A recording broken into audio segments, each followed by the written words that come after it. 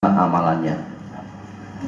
Salah satu tanda keberkahan hidup seorang hamba adalah ketika dia diberi umur panjang hingga usia lanjut, tapi dia semakin soleh dan banyak beramal.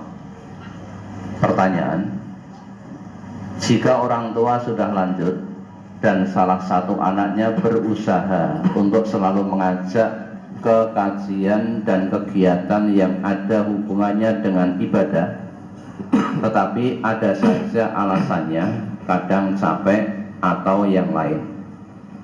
Tetapi anak yang lain selalu bisa membuat orang tua senang dengan kegiatan-kegiatan duniawi, misalnya piknik atau jalan-jalan, dan apapun yang disampaikan oleh anaknya ini pasti benar menurut orang tua.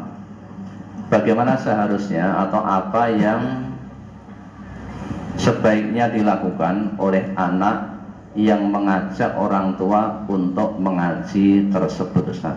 Mohon nasihatnya. Tetap diajak dengan cara yang santun, sikap yang rendah hati, dengan tutur kata yang sopan, penuh dengan rasa cinta dan kasih sayang. Kewajibannya tetap berbakti, tetap bermuamalah kepada kedua orang tua dengan cara yang ma'ruf, wa sahibahuma fid dunya ma'rufa.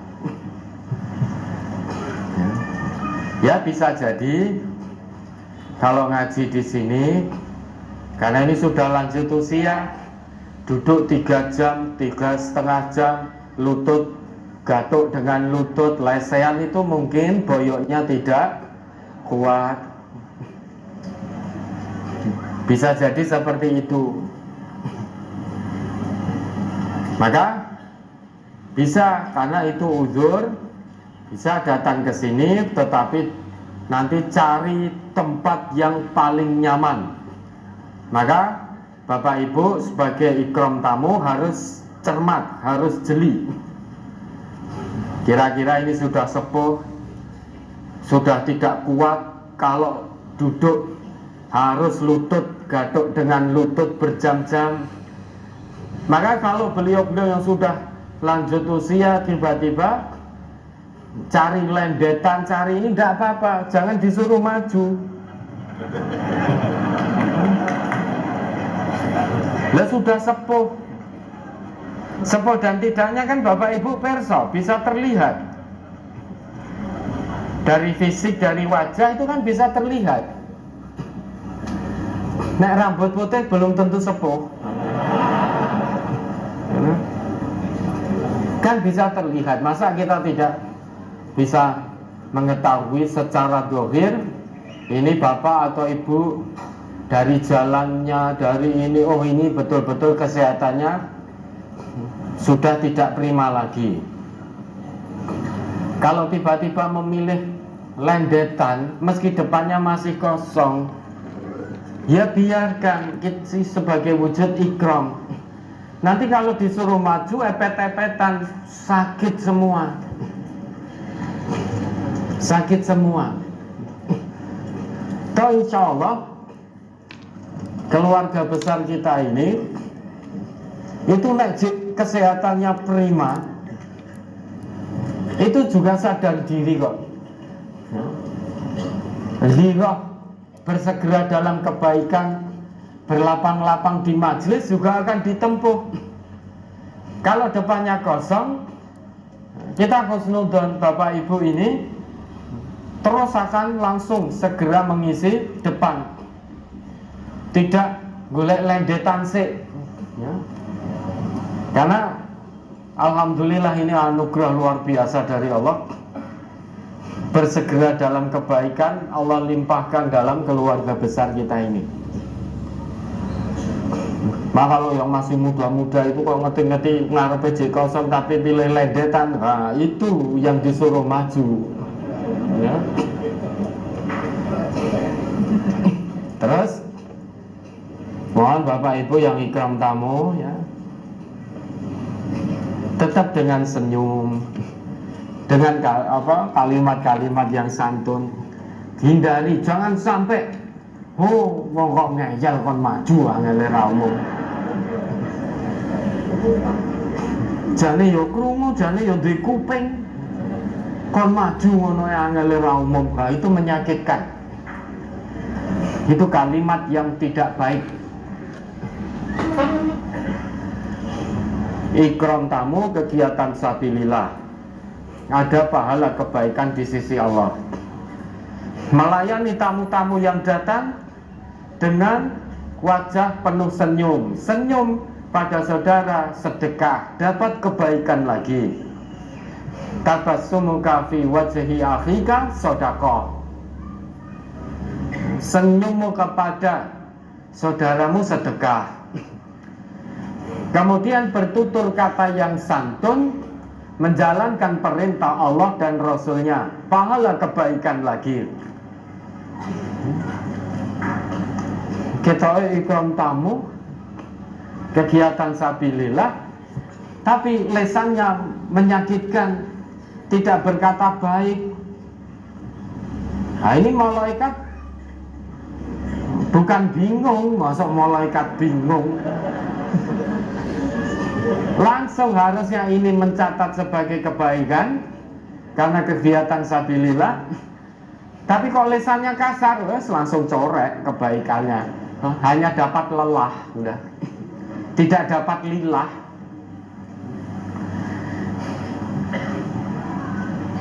Maka karena itu orang tua usia lanjut, uzur. Kalau beliau memang tidak kuat diajak ke sini, ya sudah. Disetelkan TV, setelkan radio. Pokoknya terus diajak kepada kebaikan dengan cara yang santun, penuh rasa kasih sayang, penuh rasa cinta, dan yang paling penting terus didoakan agar usia orang tua ini benar-benar mendapat keberkahan dari Allah. Yang bisa dilakukan semaksimalnya itu. Karena ini sudah usia lanjut, ardalul umur, selemah-lemah usia. Coba diingat ayatnya itu Ustaz. Surat apa itu ardalul umur?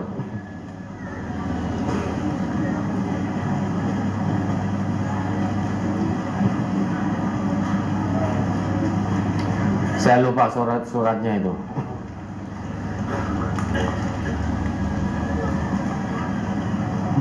Ada yang ingat? An-Nahl 70.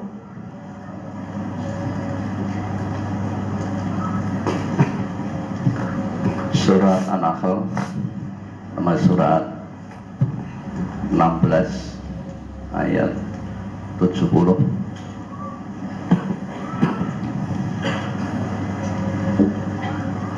Wallahu khalaqakum summa yatawaffakum wa minkum man yuraddu ila arzalil umri likai la ya'lama ba'da ilmin syai'a innallaha alimun qadir.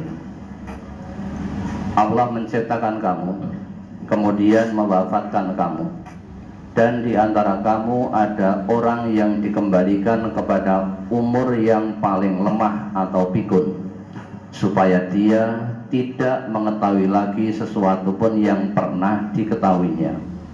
Sesungguhnya Allah Maha mengetahui lagi Maha kuasa.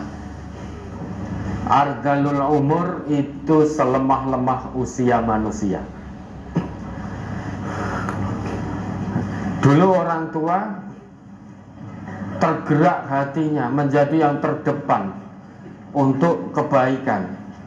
Ngaji tidak pernah terlambat, terus istiqomah dan mengamalkan hasil kaji. Seiring bertambah usia, sampai usia lanjut, ada sesuatu kebaikan yang dulu beliau ketahui, ternyata sekarang sudah tidak diketahui bahwa itu merupakan satu kebaikan alias pikun. Kalau sudah pikun, orang tua itu tidak mengamalkan kebaikan, sudah tidak dicatat dosa, tidak sholat tidak dicatat dosa, karena rufi'al qalam, sudah terangkat penanya. Karena sudah tidak tahu, akal sehatnya sudah tidak berfungsi dengan baik.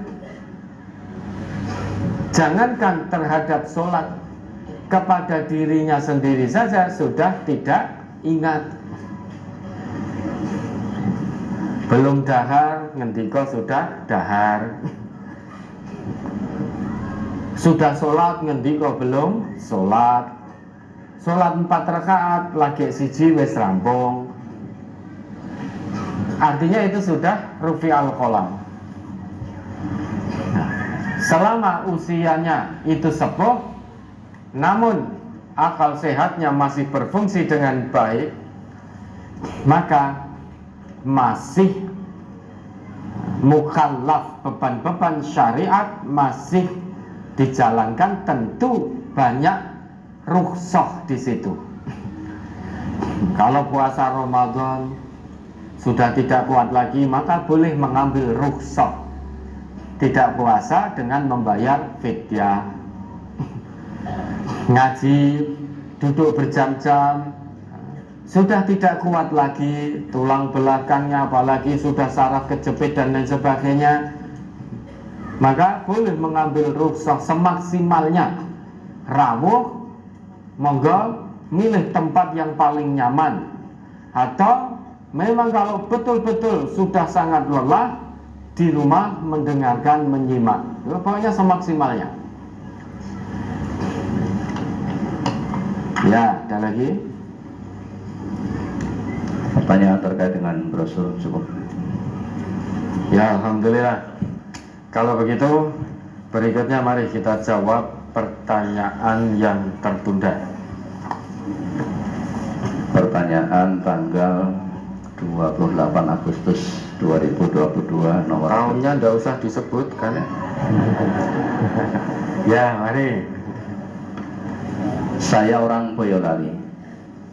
Untuk menuju ke gedung pengajian di sini menempuh perjalanan 40 menit dan jarak dari rumah sudah memenuhi syarat musafir.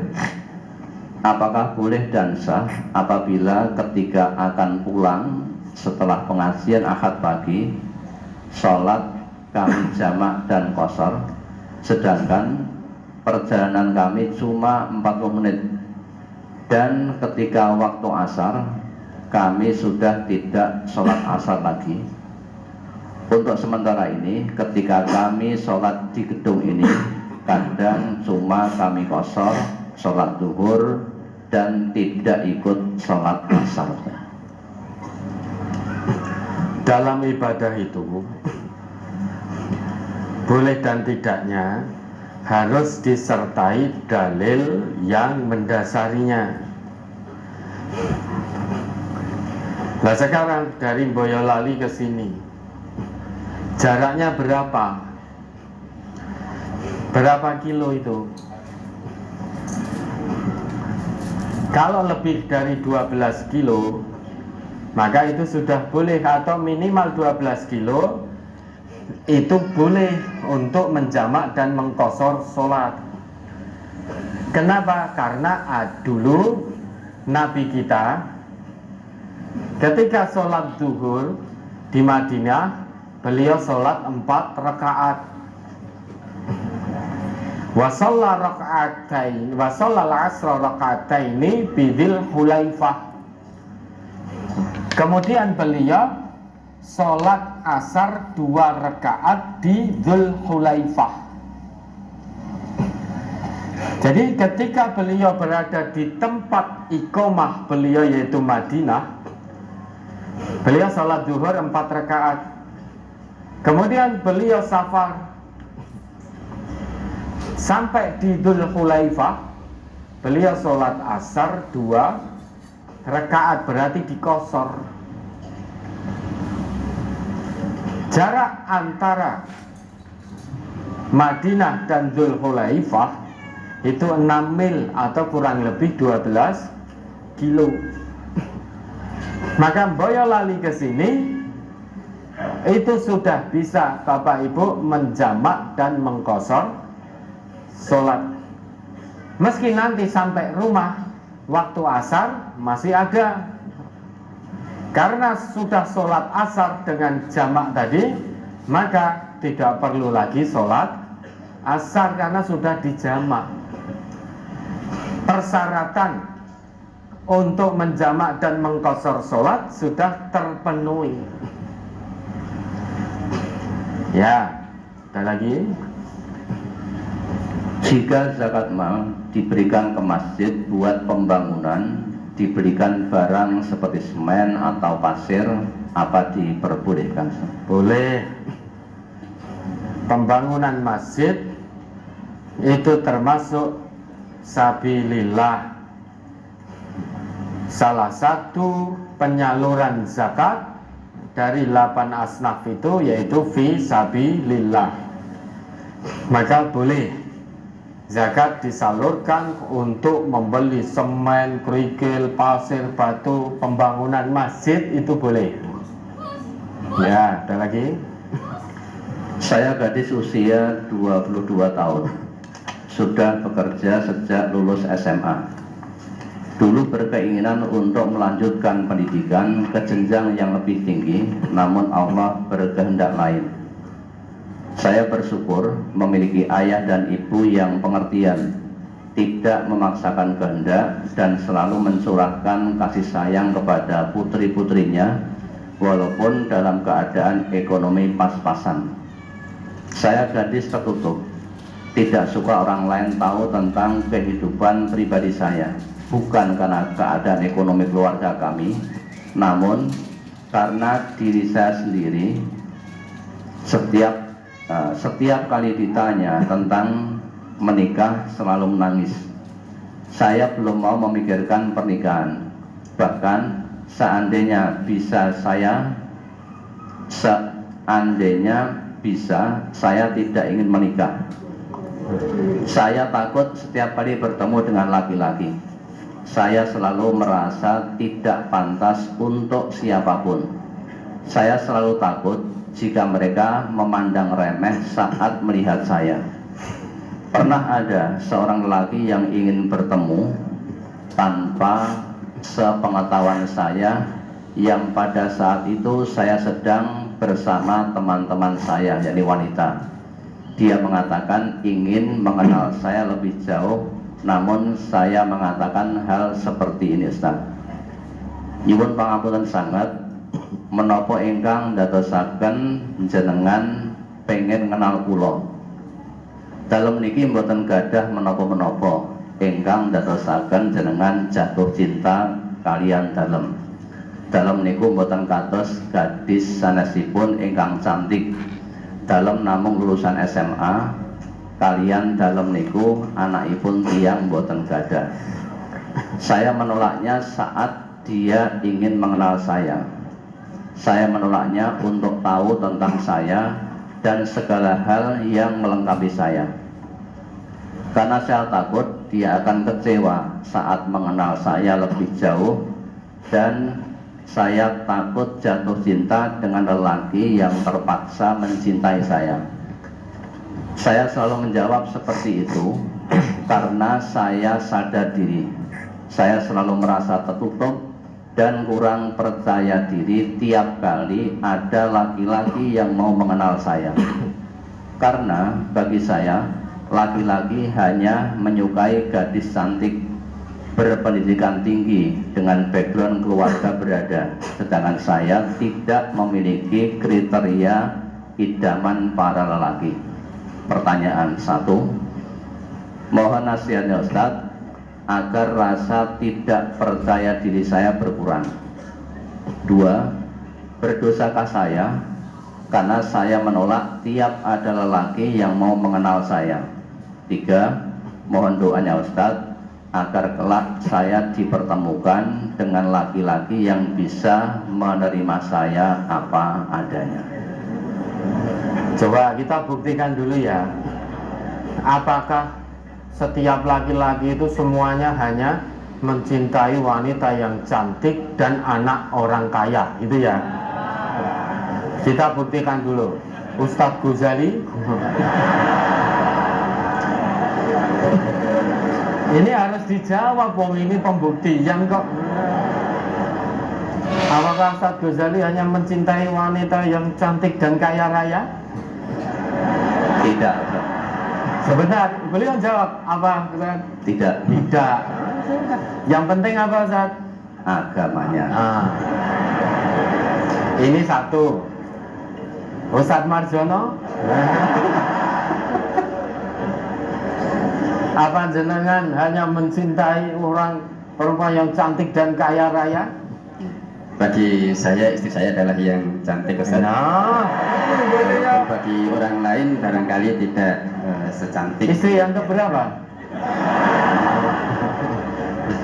Bagi Ustadz Marjono, istri beliau yang paling cantik. Wanita tercantik di dunia bagi Ustadz Marjono, istri beliau. Wanita tercantik bagi jenengan, ya istri jenengan, bukan istri orang lain. Nah, ini dua jawaban sudah mematahkan keyakinan penanya tadi. Nek dua ini belum jamak, kita tanya satu lagi.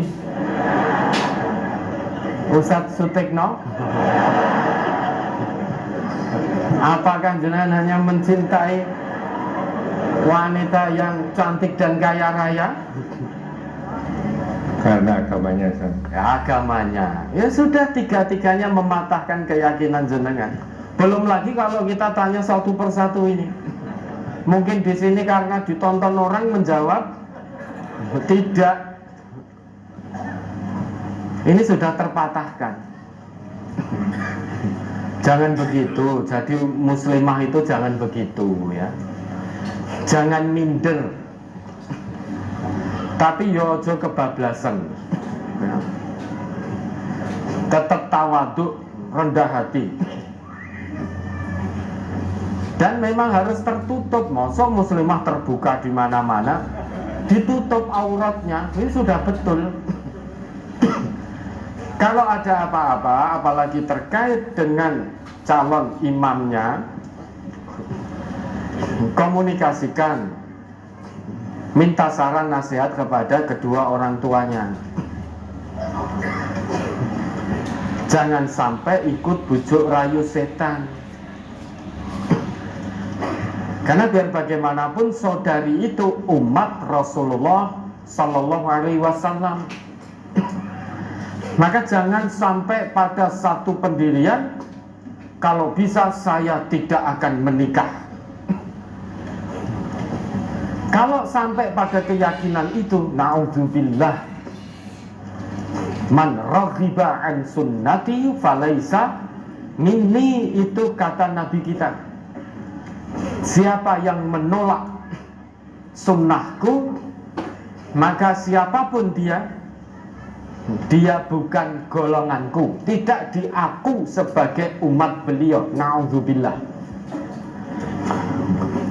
Kalau sampai Nabi tidak mengakui kita sebagai umat beliau,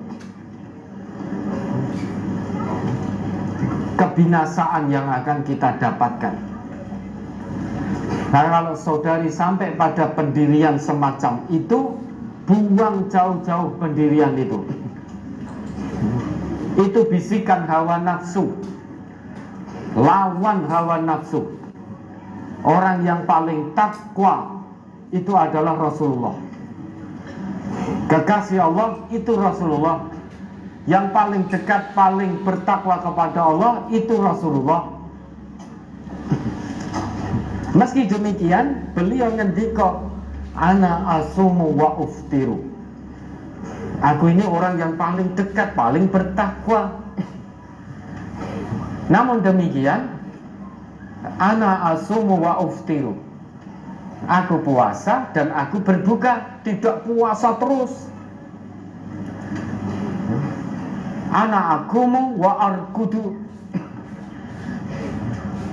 Aku qiyamul lail, tapi aku juga tidur. Wa ankihun nisa, dan aku menikah dengan wanita. Ini Nabi, manusia yang paling bertakwa, beliau berumah tangga. Nah kita ini siapa? Kok sampai pada keputusan tidak akan menikah selama-lamanya? Lengono kok ngaku umatnya Nabi? Kalau ngaku umatnya Nabi, kewajiban kita ittiba sunnati Rasulillah. Kewajiban umat Nabi Muhammad itu mengikuti sunnah beliau. Salah satu sunnah beliau menikah, membangun rumah tangga yang sakinah, mawaddah, warahmah. Nah kok sampai keputusan tidak akan menikah karena tiap kali ada laki-laki yang nembung kepada orang tua, saudari tidak mau karena minder. Nopo ingkang nyebabke panjenengan tresno marang kula? Kula niki wanita ingkang boten gadah napa-napa, gadah nyawa. Saiki cantik jelita, ayu, anaknya orang kaya, rande nyawa piye? Apa ada yang mau? Ya cantik jelita, bak bidadari, anaknya kaya raya, anaknya orang terhormat, bangsawan, ning randuwe nyawa, boten gadah nyawa. Terus arep ngopo? Kula boten gadah napa-napa. Ingat saudari, Allah telah titipkan nyawa kepada jenengan. Selain itu Allah titipkan fitrah, keimanan dan ketakwaan. Selain itu Allah titipkan akal sehat. Selain itu Allah titipkan kecantikan kepada jenengan.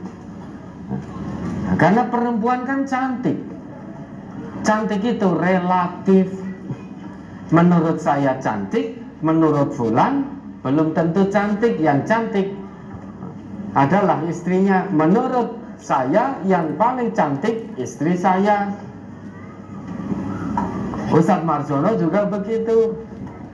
Menurut Pak Puji yang paling cantik istri beliau. Cantik itu relatif.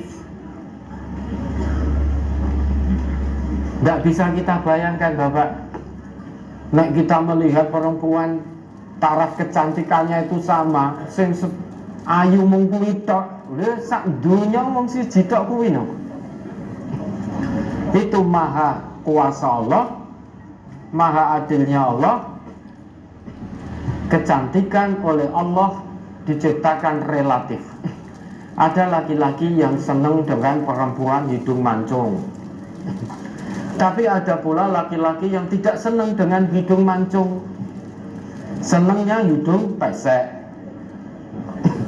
Ada laki-laki yang senang dengan perempuan matanya bulat,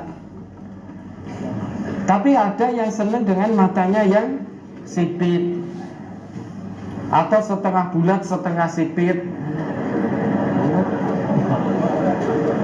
Ada itu. Ada laki-laki yang senang melihat perempuan berkulit kuning langsat putih, tapi ada laki-laki yang senang melihat perempuan warna kulitnya kecoklatan, atau yang warna kulitnya hitam. Semua sudah Allah tentukan kadarnya. Qad ja'alallahu likulli syai'in qadra. Allah sudah menentukan bagi tiap-tiap sesuatu sesuai dengan kadarnya masing-masing.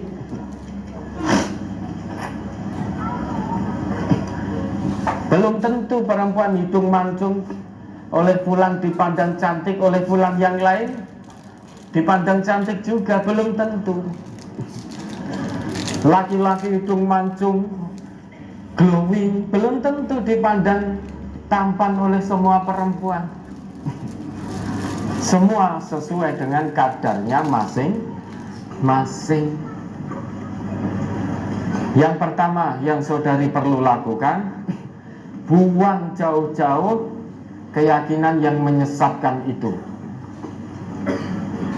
Saudari umat Rasulullah, maka wajib mengikuti sunnah dari Rasulullah.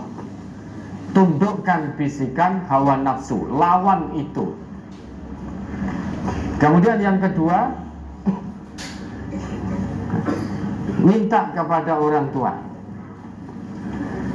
untuk dicarikan pendamping yang bisa menggandeng tangan saudari menuju keridhaan Allah.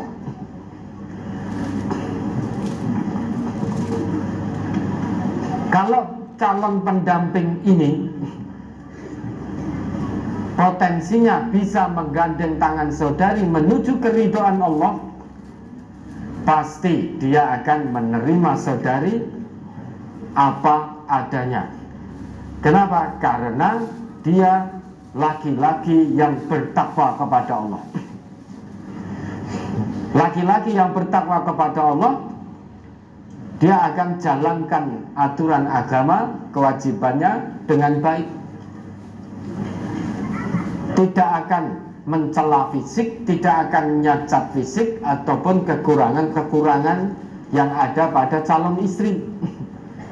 Kenapa? Karena dia sendiri sebagai orang yang beragama tahu bahwa dia juga punya kekurangan.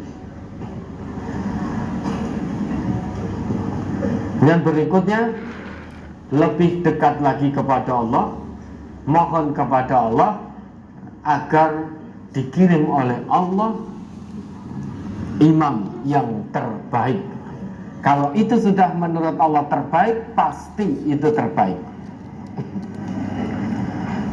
Mudah-mudahan ya, Allah meridhoi, memberikan kepada saudari suami yang soleh, yang beriman, yang takwa kepada Allah, dan benar-benar bisa memimpin rumah tangga, menyayangi, mencintai, mengayomi istri dan anak-anaknya kelak, membimbing, menggandeng tangannya, mengarahkan, menjaga istri dan keluarganya dari api neraka, ya, menggandeng, membimbing menuju keridhaan Allah. Mudah-mudahan Allah meridhoi. Jangan minder, jangan kebablasan, dan jangan pernah putus asa dari rahmat Allah. Ya, ada lagi.